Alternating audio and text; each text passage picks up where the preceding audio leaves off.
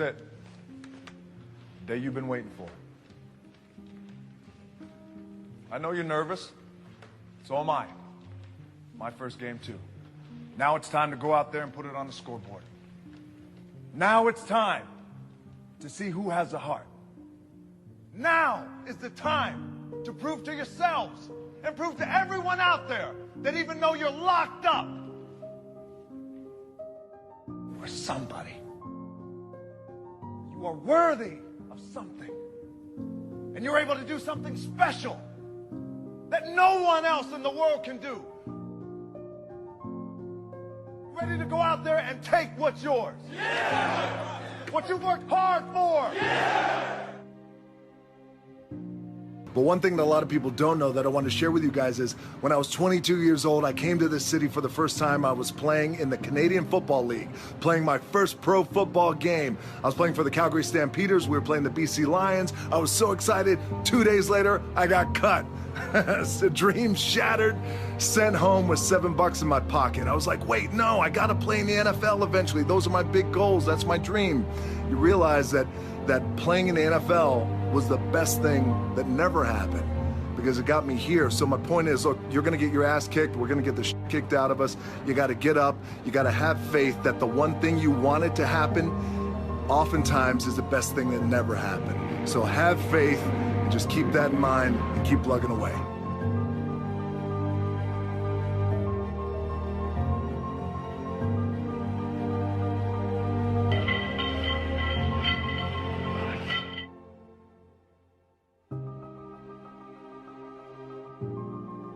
Can't play football forever. I played for 10 years. You can't be in the ring forever. You can't be in the octagon forever. You can't be in a boxing ring forever or a football field, but you can always train and get better and push yourself. Just bring it. That's it. Just bring it. I say that in my everyday life in terms of my challenges and things like that.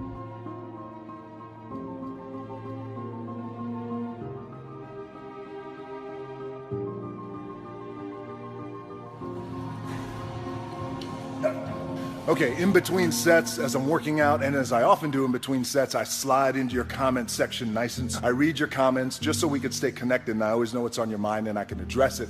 So somebody just asked me a cool question, said, DJ, you're on top, where could you possibly go from here? And you always talk about outworking your competition. Who's your competition? It's a great question. Thank you for the compliment, by the way. I'm fortunate enough to be on top, but anytime you reach the top, you always want to make sure that you have the desire to raise the bar and take the brass ring to places it's never been. That's the key with being on top. Just because it's never been done doesn't mean it can't be done.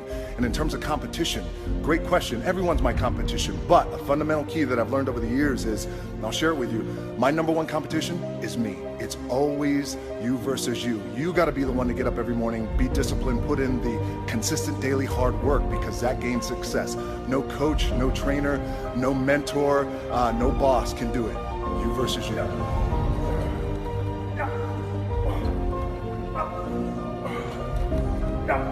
Double.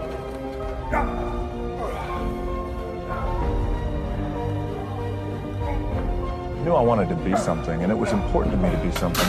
It was important to me that I didn't fail. But by the way, and if I did fail, at least what was also important was the lesson. And I didn't realize that until I got older, because you know, when you're in it, you're in the grind, you don't really recognize those things when you're younger, but I could recognize them now and the importance of them now. And just in terms of the drive and the determination, a lot of it was experience too. You get your ass kicked, you get back up, and you put the gloves back on and you swing away.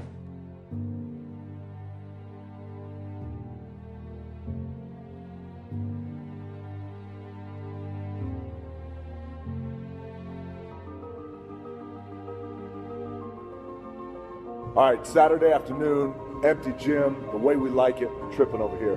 It's leg day, which means it's gonna be sweaty, painful, and fun.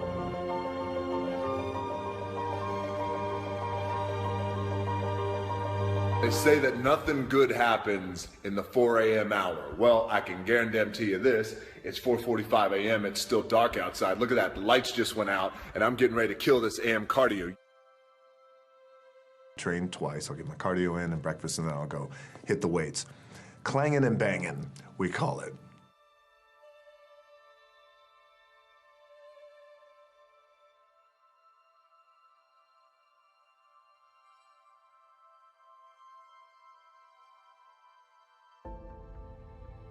know, the masters make the hardest things in the world look easiest. And in the moments where you push yourself, when no one else is around, those moments have a tendency to lead to success.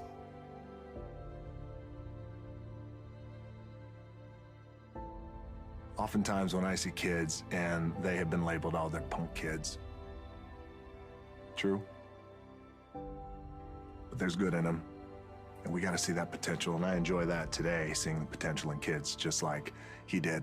Especially kids who are kind of wayward and have been going through it. I know what it's like.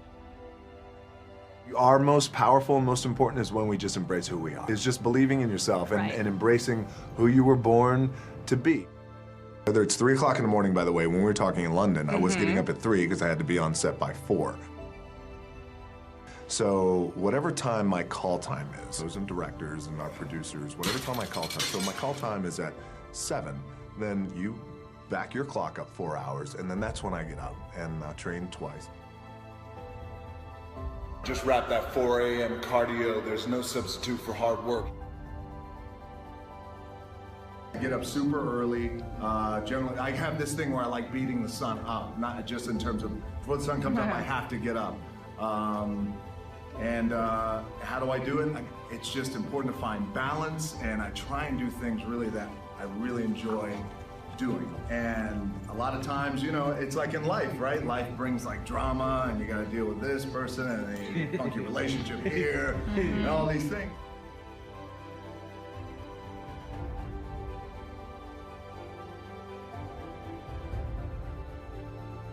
Work 12 hours a day, 14 hours a day, get up at 3 o'clock in the morning.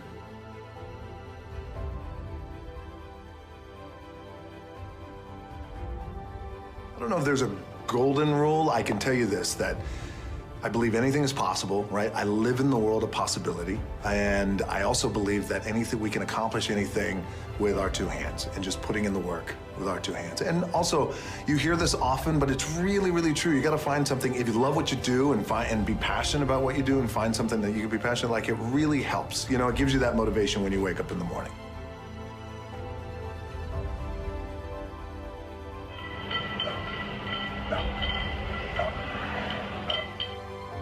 Consistently being told that whatever it is that you want to do, you've got to get after it. You got to get after it. There's no substitute for hard work. Hard work always pays. You know, those type of mantras over time. And those are your examples of you know what it's like to get beat down, what it's like to get just in terms of the struggle, what it's like to be evicted out of your apartment, what it's like to have your car repossessed, and watch your parents go through that is I think is defining as a kid.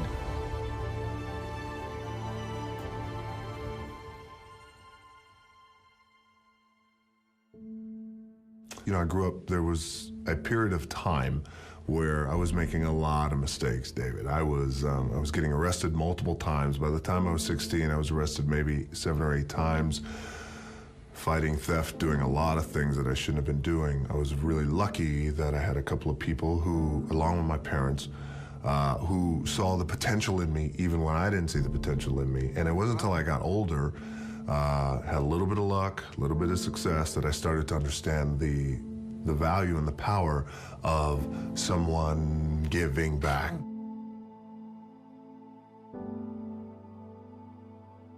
Some people call you the best pure athlete in wrestling today. Let's start off with a bit of your history. When you broke in, you were packaged as a part of a wrestling legacy. Your father is Rocky.